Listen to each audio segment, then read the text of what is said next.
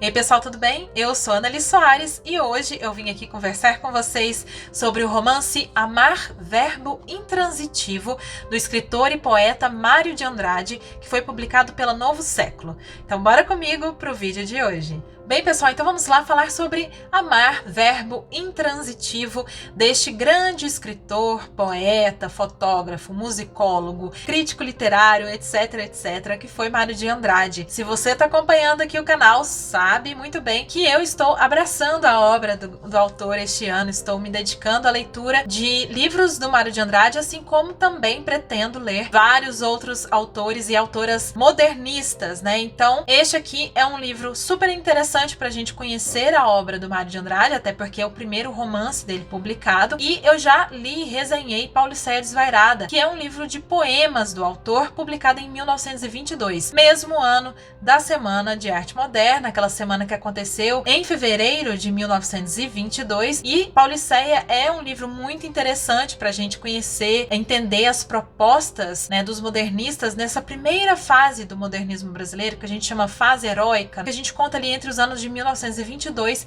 e 1930. Portanto, este aqui também é um livro publicado neste contexto do modernismo, da primeira fase do modernismo, em que muitas outras questões serão tratadas, não só pelo Mário, como outros artistas, não só também escritores, como artistas de outras áreas, mas focando aqui no Mário, gente, é muito interessante que esta nova estética trazida pelos modernistas propostas é aquela de quebrar como era a literatura feita até então, e que a gente pode dizer muito focada para uma quebra do que os parnasianos e os simbolistas estavam fazendo até este momento que o modernismo surge então no Brasil. E Mário de Andrade, ele se preocupa muito, gente, com a maneira de se escrever. Ele propõe, ele trabalha muito aqui uma linguagem que reflete simplesmente a linguagem oral, uma linguagem coloquial, e até a maneira de escrever, às vezes, uma palavra, ele, entre aspas, tenta copiar a linguagem oral, a linguagem falada pela população brasileira, então se afastando ali daquela língua lusitana, né, que ele tanto fala. Critica muito a maneira muito rebuscada, né, da escrita, e portanto a gente pode perceber essa crítica muito relacionada ao que os parnasianos fazem, né, porque eles trabalham a língua pela beleza, a arte pela arte, a arte pela beleza. E Mário de Andrade e tantos outros modernistas, eles quebram com esta ideia, eles trazem ali a língua quente, a língua falada, aquela língua que as pessoas utilizam na sua rotina. Hoje a gente pode pensar que não é nada demais, mas naquele momento chocou, né, muitas pessoas, chocou a sociedade, chocou os leitores e leitoras, enfim. E aí, focando, né, na poética do Mário de Andrade, lá no Pauliceia, eu tratei melhor disso na resenha, mas lá, por exemplo, na poesia, ele vai utilizar versos livres, ele não vai usar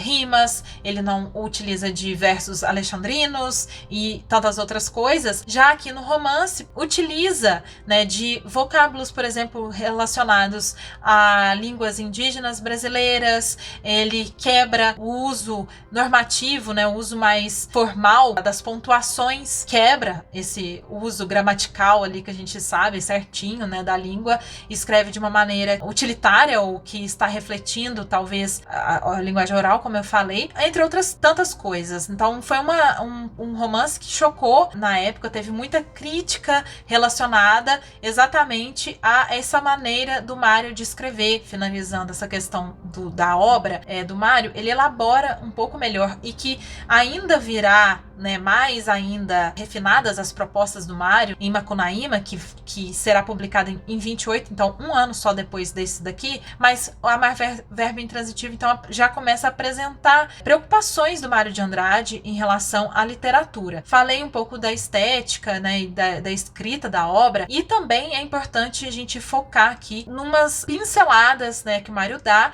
em relação a alguns temas que são muito caros a ele, né, na sua obra, que é, por exemplo, a a questão de uma identidade nacional ou de uma cultura brasileira, uma questão assim do que é ser brasileiro, que aqui neste livro será vista de uma maneira muito interessante, que ela é principalmente, né, essa identidade nacional brasileira, esse ser brasileiro, ele vem muito em contraste com uma outra identidade, uma outra cultura que será representada por uma personagem aqui, a Fräulein, uma mulher alemã, né? Ou seja, Fräulein é jovem senhora, tipo, senhorita, uma coisa assim, né, no alemão. E ela observa esses brasileiros, ela tá aqui no Brasil, ela tá em São Paulo, mas em diversos momentos, tanto ela quanto o narrador pincelam essas ideias de o que é ser brasileiro, em contraste com o que ela entende como ser alemã, né. Muitas vezes, ironicamente, né, o Mário coloca como ela se observando como sendo superior, né? Então tem essa ideia também ali que, vamos dizer, que estava até em crescimento, né, em países europeus, essa ideia até higienista, essa ideia de superioridade de uma raça e tudo mais, pré-ascensão do Hitler, mas aqui o Mário de Andrade já coloca esse olhar assim dessas raças, faz de maneira muito irônica, mas observando, né, esse contraste entre a Fräulein, essa mulher alemã, e os brasileiros. Faz algumas brincadeiras nesse sentido, o que será mais bem trabalhado em Macunaíma, já antecipa um pouco esses temas ou esses trabalhos do Mário aqui, né? Então isso é também interessante saber de contextualização da obra, e também com certeza olha para a cidade, para o urbano. Mário de Andrade foi um artista, um homem muito apaixonado, vamos dizer assim, muito ligado à cidade de São Paulo, principalmente, né? Ele nasceu e morreu aqui em São Paulo, sempre morou ali, a família morava no centro de São Paulo, então ele tem uma relação muito forte com a cidade. E também, gente, naquele momento, né, modernismo, outra característica que acaba surgindo nas obras modernistas, e no Mário não será diferente, é o reflexo da cidade, do urbano, nas suas obras. Principalmente porque este momento, né, da década de 20 foi um momento de aceleração do crescimento da cidade de São Paulo, da modernização, entre aspas, né, da cidade, com a industrialização e tudo mais, né, como eu falei lá na live com a Pri Calado, e a gente contextualizou bem, assim, aquele momento, São Paulo estava em crescimento fortíssimo e estava se tornando este polo industrial, estava recebendo ondas e ondas de migrantes e imigrantes de outros países. É interessante a gente ver como isso se reflete na obra, porque a cidade é importantíssima aqui, mas também no interior do estado tem passagens aqui, e também no eixo Rio-São Paulo, que é um eixo que naquele momento, assim, era o auge do moderno, era o auge do que era considerado, assim, muito urbano. Essa passagem da família aqui em um momento retrata isso, e esse retrato da cidade dentro do automóvel, principalmente, que é outro símbolo da modernização, outro símbolo da urbanização e da industrialização daquele momento. Então o carro é esse grande símbolo, né, da modernização, da indústria, desse tempo muito frenético, né, que já naquele momento começava a acontecer. São Paulo com esses imigrantes e tudo, e que aparecem aqui, vejam, né, a Fräulein, como eu falei, mas também há referências a imigrantes japoneses, noruegueses, europeus, muitos que estavam vindo para cá naquele momento, ou que já estavam aqui há algum tempo, enfim.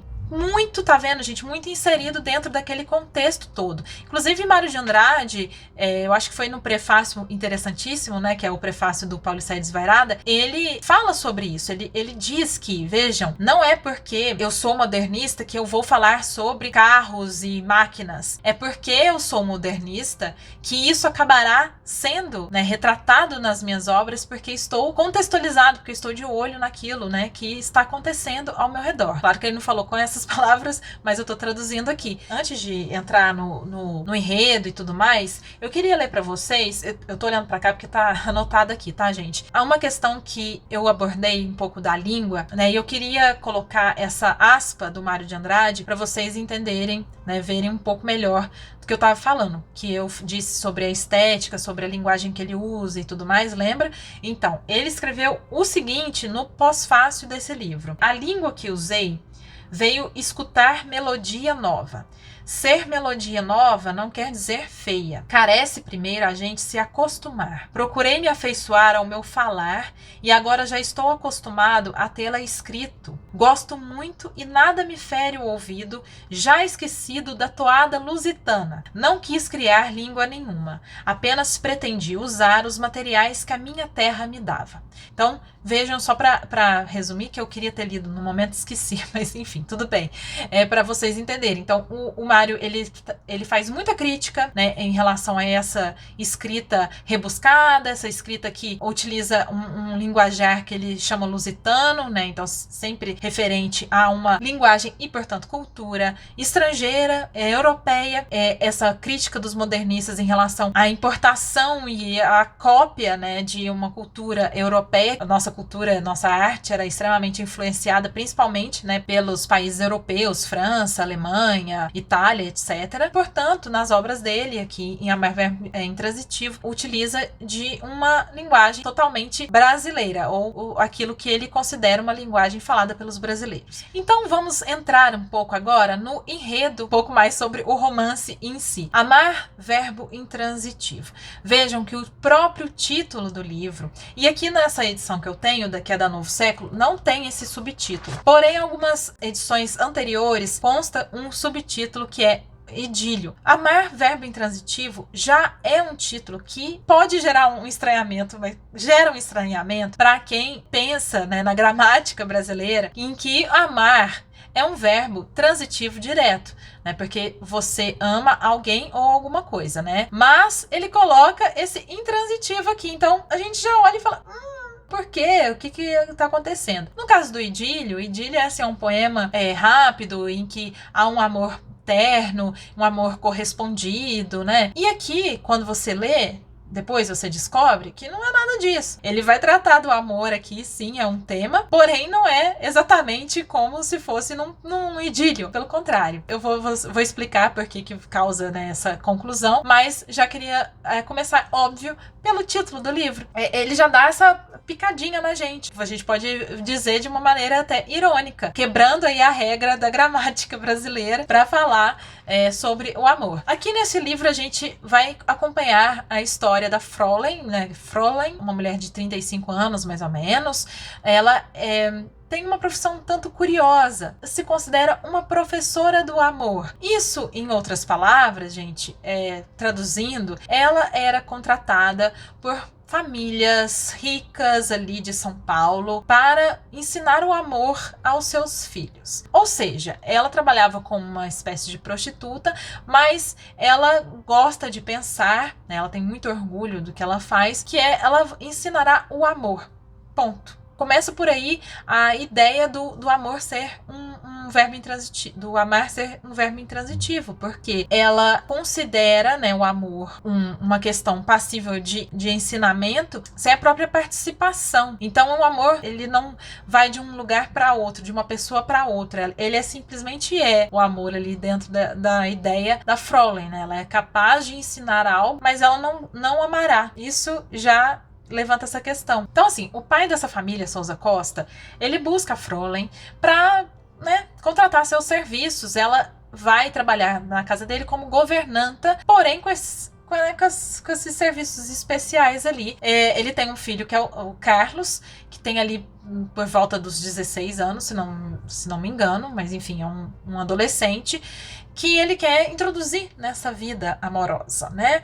E ele não conta para a mulher dele, embora a Fräulein fala que ela vai só se ele contar com a permissão e consentimento da mãe. Ele fala: não, pode deixar que eu falo, sim, pode deixar, viu? Pode deixar. E ela então vai trabalhar lá na casa dessa família, que tem não só o Carlos, como outras duas meninas. E acompanha os estudos, né, das crianças, também o estudo musical. E ela, aos pouquinhos, gente, ela vai se insinuando ao Carlos, ela vai criando um laço ali com o Carlos, que a gente, que já na primeira página sabe qual que foi a intenção primeira do pai do Carlos ao contratá-la e, portanto, qual que é a intenção dela ali na casa, até, enfim, né, um momento em que Carlos se envolve de verdade, ele se apaixona de verdade por ela. E é isso aqui, neste momento né, que ele começa a se envolver, a mãe dele percebe um comportamento ali, né, dele um pouco estranho, e ela vai falar com a Fräulein, fala, ai, Fräulein, sabe, não é pessoal, não leva o pessoal não, mas sabe como é que são esses rapazes nessa idade difícil? E a Fräulein fica muito brava, né, ela fica, porque ela é muito orgulhosa, e até isso aí faz parte dessa construção do Mário de Andrade, de uma questão assim de raiz alemã, do orgulho dela e tudo mais. E ela fica extremamente pé da vida, né, com o Sousa Costa de não ter falado com a mulher. Então, assim, tem um momento ali muito tenso de conversa, mas é muito engraçado, gente, porque o Mário de Andrade, ele é muito irônico. Então, tipo, eu, pelo menos, eu dava risada, assim, porque...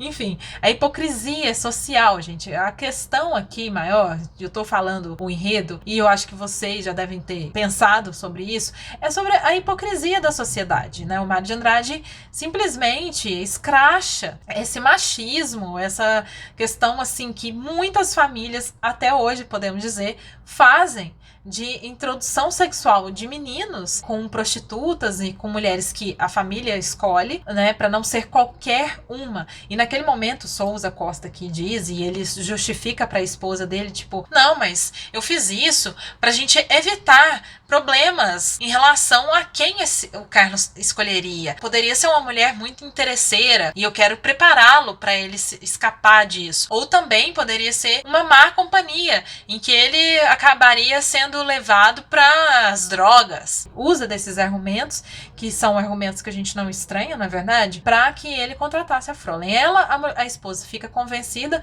a Fräulein volta como uma aranha costurando sua teia em torno do Carlos, e até, enfim, que, como eu falei, eles acabam realmente tendo esse contato físico e tal. Acontece o que deveria ter acontecido, né? A Fräulein desde o começo combina com o pai de que depois que ela tivesse ensinado tudo que ela sabe para este garoto, ela iria embora. Carlos sofre depois e tudo mais e tal, mas a gente vê que no final das contas ele depois acaba esquecendo dela e continuando sua vida social com outros garotos, conhece outras garotas, etc, né? Mas o que a gente pode tirar disso, dessa história super, a princípio super simples, né? É realmente pontar em relação às críticas que o Mário faz à cultura e à sociedade daquela época. Essa família tradicional, cristã, né, toda hipócrita, cheia de querer pensar no que as outras pessoas, que a sociedade pode pensar. Uma família que tem casa em outros lugares, eles viajam para fazenda e tudo mais, mas ali dentro, né, tem algo bem podre acontecendo, né? A gente fica incomodado com as decisões e de todos, na verdade. E são personagens que, no fundo, gente, não têm características muito marcantes. E eu acho que isso é muito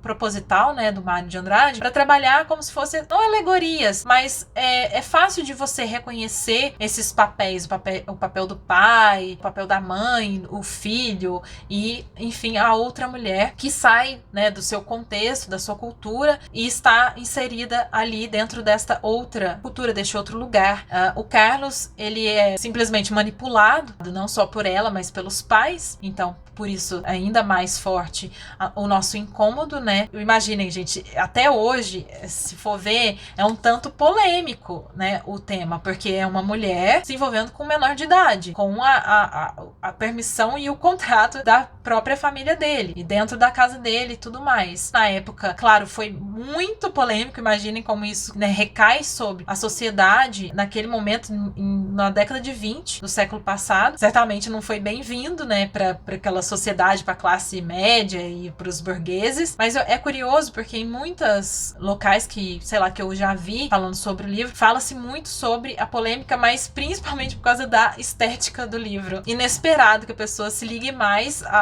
ao modo do Mário, porque ele tá quebrando a língua formal do que a própria pelo tema, né? Enfim, uma coisa que eu não falei que é interessante sobre a Fräulein, ela tem uma idealização de um amor perfeito. E esse amor perfeito para ela é ali, ela em casa, o marido chega, ela serve o jantar, os dois conversam, não sei o que lá, e dormem, sabe? Ele faz uma descrição várias vezes sobre ela se imaginando dentro desse contexto do amor perfeito, que é um bem robótico até, e muito dentro de um conceito ali muito fechado. Mas é curioso porque ela é um amor que ela não realiza não é um amor de fato, é um amor idealizado. Porque ela ensina, supostamente, é isso, essa ideia dela e do qual ela se orgulha muito, dela ensinar um amor, ela ensinar esses jovens a, em algum momento da vida, poderem realizar este amor idealizado por ela. Esse amor ali entre homem e mulher, no contexto, né, dela ali na casa e os dois compartilhando o seu dia a dia e tudo mais. Então isso é interessante. É como esse amor não é realizado. E daí a gente questiona, será que ele realmente existe? Será que ele é possível mesmo? O que é, então, amar? O que é o amor? Etc. E você pode fazer suas filosofias todas, né? Com certeza que o amor é um tema, mas é um tema ironizado, é um tema questionado dentro do que é visto, né?